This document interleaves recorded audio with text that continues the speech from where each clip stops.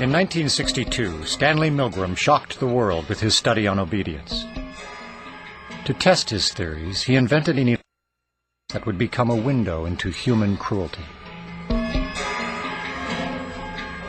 In ascending order, a row of buttons marked the amount of voltage one person would inflict upon another.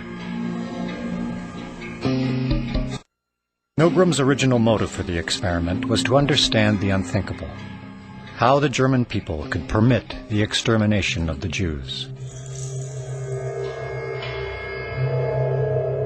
When I learn of incidents such as the massacre of millions of men, women, and children perpetrated by the Nazis in World War II, how is it possible, I ask myself, that ordinary people, who are courteous and decent in everyday life, can act callously, inhumanely, without any limitations of conscience? Now, there are some studies in my discipline, social psychology, that seem to provide a clue to this question. The problem I wanted to study was a little different. It went a little bit further. It was the issue of authority. Under what conditions would a person obey authority who commanded actions that went against conscience?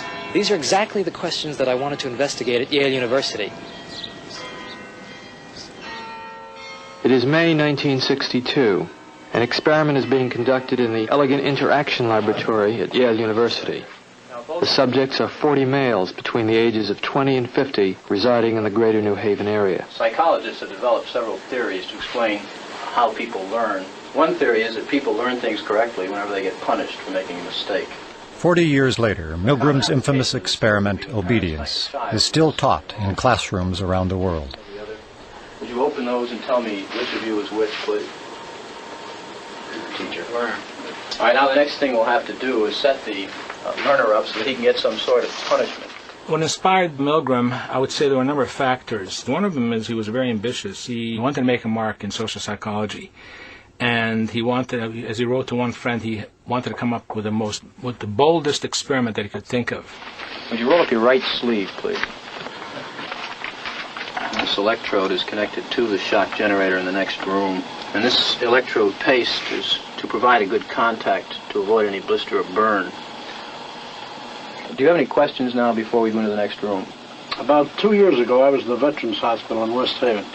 And while there, they detected a heart condition. There's nothing serious, but as long as I'm having these shocks, how strong are they? How dangerous are they? Well, no, although they may be painful, they're not dangerous. Anything else? No, that's all. All right, teacher, would you take the test and be seated in front of the shock generator, please, in the next room? But the experiment was rigged. The victim was an accomplice of the experiment. The victim, according to plan, provided many wrong answers. His verbal responses were standardized on tape, and each protest was coordinated to a particular voltage level on the shock generator. Now, as teacher, you were seated in front of this impressive-looking instrument, the shock generator. Its essential feature is a line of switches that goes from 15 volts to 450 volts, and a set of verbal designations that goes from slight shock to moderate shock, strong shock, very strong shock, intense shock, extreme intensity shock, and finally XXX, danger severe shock. Your job, the experimenter explains to you, is a word pair test. If he gets each answer correctly, fine, you move on to the next pair. But if he makes a mistake, you are instructed to give him an electric shock, starting with 15 volts, and you increase the shock one step on each error. Incorrect. You'll now get a shock of 105. Hard hit. Just how far can you go in this thing? As far as is necessary. What do you mean, as far as is necessary? Milgram was very much aware that obedience is a necessary ingredient for society to function. But he focused on the darker side of obedience. Incorrect. 150 volts. Sad face. Wait a minute. That's all. Get me out of here. I told you I had heart trouble. My heart's starting to bother me now. It's absolutely essential that you continue. You got no other choice, teacher. Oh, I have a lot of choices. My number one choice is that I wouldn't go on if I thought he was being harmed. Now, this man makes disobedience seem a very rational and simple deed. Now, other subjects respond quite differently to the experimenter's authority. Wrong. It's hair. 75 volts, Jim. Please continue. Some psychologists were troubled by the ethics of it. Many, if not most subjects, found it a highly stressful, conflicted experience. People are stammering, stuttering, laughing hysterically and inappropriately. 150 volts. Experimenter, that's all. Get me out of here. I told you I had heart trouble. My heart's starting to bother me now. Get me out of here, please. Let me out of here. You have no right to keep me here. Let me out.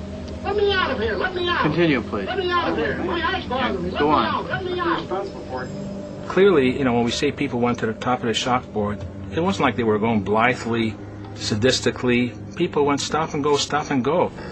They were in a state of conflict, which created a tremendous amount of stress. So that was the main critique. This will be at 3:30.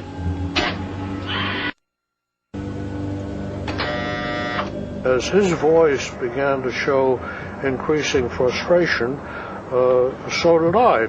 And I was really in a state of real conflict and agitation. One of Stanley Milgram's basic contributions was that you don't ask people what they would do given this hypothetical situation. You put them in the situation. Wrong. I want the 180 volts. Please continue, teacher. 180 volts. I can't stand the pain. Let me out of here. Standing up. I'm not going to kill that man there.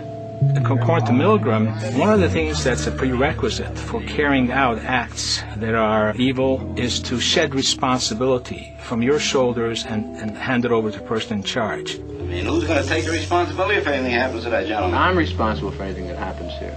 Continue, please. Next was slow. He didn't hold any gun to anybody's head. Just the fact that he conveyed a sense of authority. Roughly 60-65% of the people went all the way to the top of the chalkboard. 450 volts. That's it. Now continue using the last switch on the board, please. The 450 switch for each wrong answer. Continue, please. I'm not getting no answer. Don't the man's health mean anything? Whether the learner likes it or not, we But must... he might be dead in there. Milgram made the point, I think very effectively, that the Nazis weren't all a bunch of psychopaths at Belsen and Dachau. A death camp from the middle class in New Haven. Well, who was actually pushing the switch? I was. But he kept insisting. I told him no, but he said he's got to keep going. What kind of obedience would Milgram get today if he were to do the experiment today? Probably about the same. Probably about the same. Why? I don't know. I think people are just inherently obedient. It just really shows how far human beings will go to appease what they perceive to be an authority figure.